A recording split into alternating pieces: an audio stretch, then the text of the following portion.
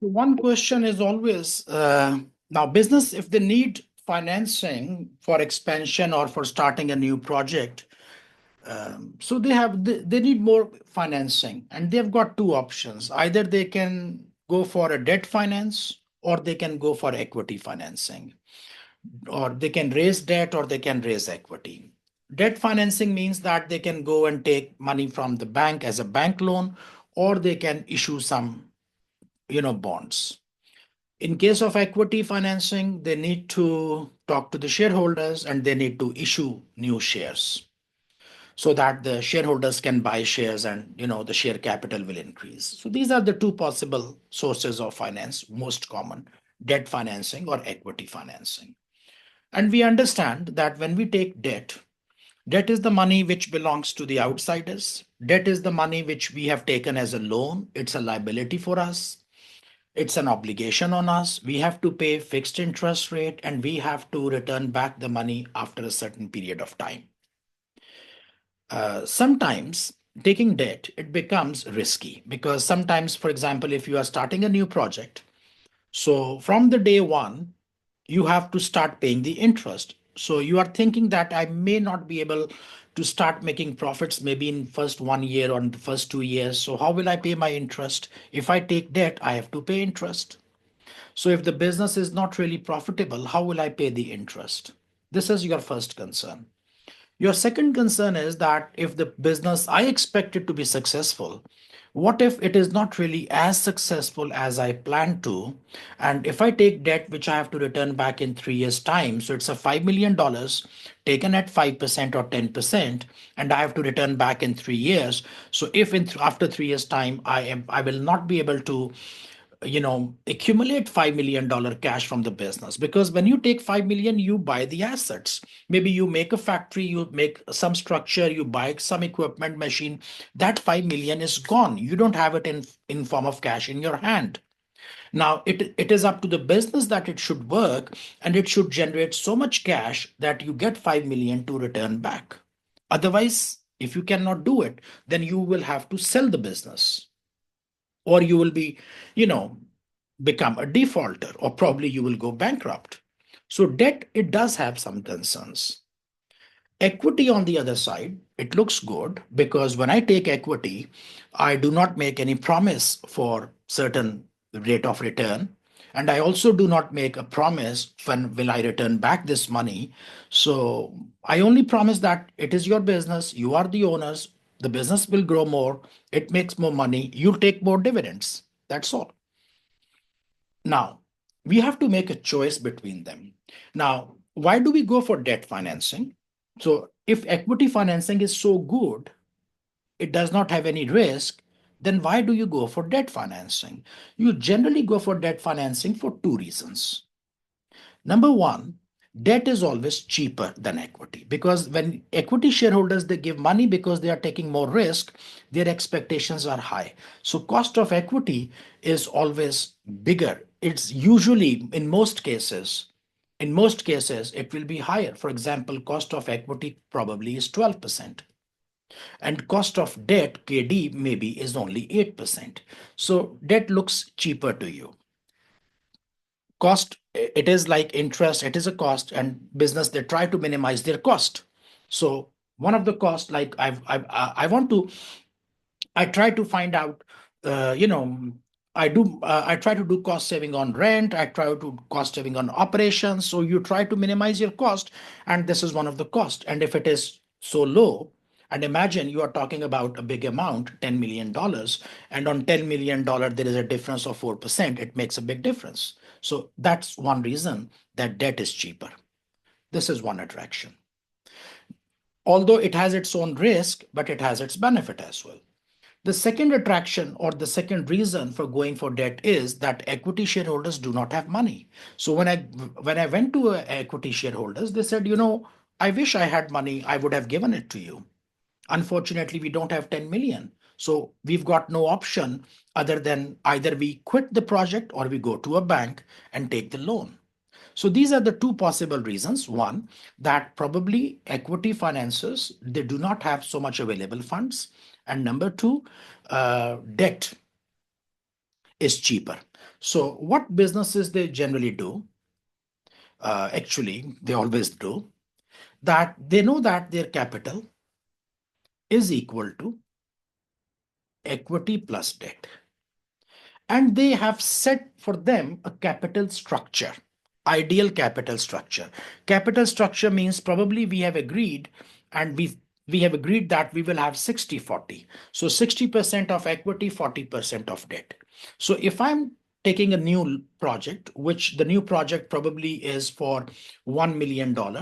So if I have to invest $1 million more, I will say that 60%. So this 60-40 means 60%, 40%.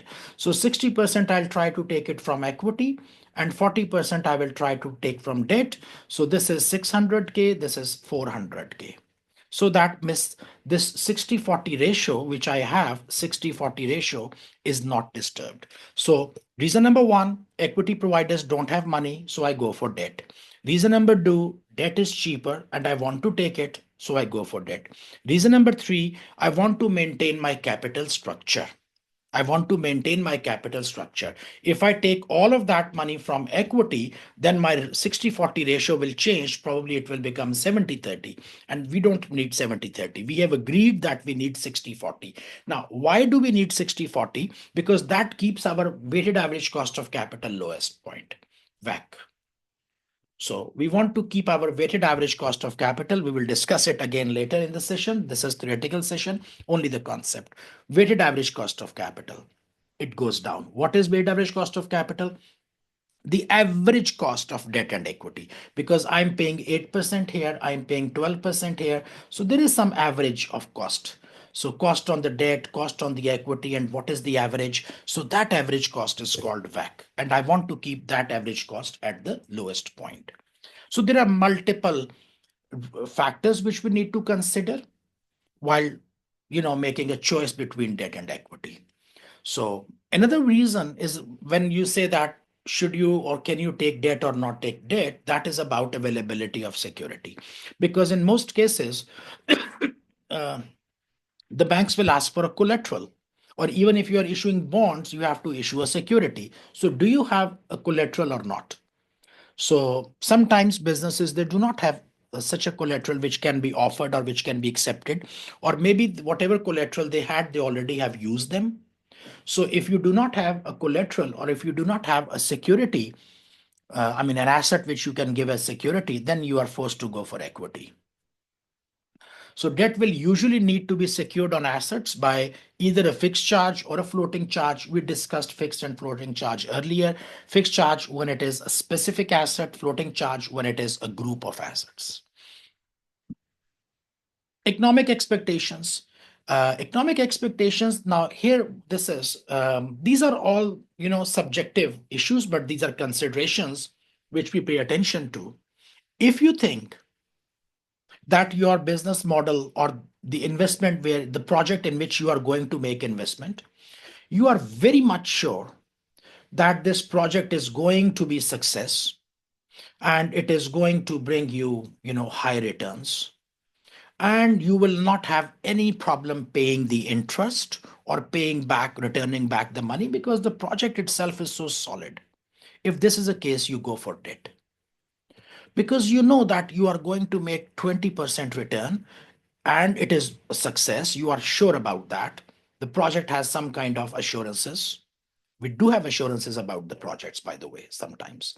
So you go for a debt 8% and you say, no problem, I'll take loan for 8% and I will pay the 8% very easily because I've got some guaranteed income of 20%. I've got high assurance for it for 20%.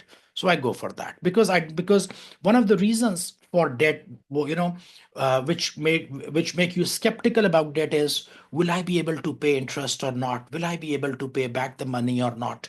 If these are not your concerns, you go for debt. On the other hand, if you have big concerns about what is going to happen, then you try to go for equity so that you don't take interest cost as a fixed cost. You don't take, you know, returning back the loan as a liability on you. That puts you in a risky situation. Control issues sometimes we have, because when you issue more shares, So actually, what is happening, the new shareholders will come into the business, and the existing shareholders, they will lose control of the business. This is also one of the concerns. So if I go for equity financing, uh, you know, there will be some kind of dilution effect will happen. Dilution means that the existing shareholders, they will lose control because the new shares have been issued to the new shareholder. The new shares have been issued to the new group of shareholders, and now there are more shareholders in the business. And before I had 20% ownership, now I've got only 15% ownership. So I'm losing control in the business. Then a question is less or more risk. How much equity, how much debt? So I just was discussing that a business might have, a 60-40 ratio. Some businesses, they probably work at 70-30. Sometimes some businesses, they work on 50-50. And some businesses, they work on 40-60, which means this is equity and this is debt. Debt can be even more than the equity itself. It depends on the size of the business, the nature of the industry, the income, the revenue which they are getting. I'll just give you one simple example and then I'll try to close it. I've got two projects. One is to construct, an office building in which I will have a lot of apartments, offices, which I will rent out to different businesses, and I will generate office rental. The second one is, and this requires an investment of $10 million, okay, to build that 10-story building or whatever. Another option is that with $10 million, I can start up a factory manufacturing some chocolates, and then I will start selling these chocolates. I would never take a loan for a chocolate factory in this way because that's a risky business. I'm not sure if I will be able to sell the chocolates or not, how it will be, how the market demand will impact, how the competitors will behave, will my product will be successful or not, and there will be huge operations, a lot of people in marketing, sales, advertising, distribution. I'm not sure how successful it will be. And if it fails or if it does not come up to expectations, how am I going to return back the money? But for constructing a building in $10 million, I would be very happy to take this loan because I will construct this building, I will get it out on rent, and properties are always, they are never vacant. Businesses are always looking for premises. I will get monthly rental on the first of every month. Everybody will pay their rent. I can pay my interest very well. And then it's like there is no much risk involved in this thing. And God forbid, if something goes wrong, it can be sold out and returned back the money. But from the chocolate business, I cannot take out my money. I can set up the equipment, but who is going to buy that machinery? It will be, you can only recover 20% of your total investment. A $10 million chocolate factory, if you want to sell it, you can only get to 20, 2 to 2.5 million out of that. But a $10 million building, it might be sold out in 15 million itself. It increases in value. Anyways, so you need to see that what type of risks are involved, and based on that, you talk about, am I going for equity financing or for debt financing? So providers of debt finance face less risk and therefore it is cheaper. Yeah, we discussed this thing. Debt is cheaper than equity because debt providers, they are taking security, they are taking collateral, they are asking for a fixed interest rate. So debt providers are lenders, they don't face much risk and therefore debt is available at a low cost. Equity providers, the shareholders are taking huge risk and therefore they take or they expect more returns. This is all for debt versus equity. Nothing more to say so far.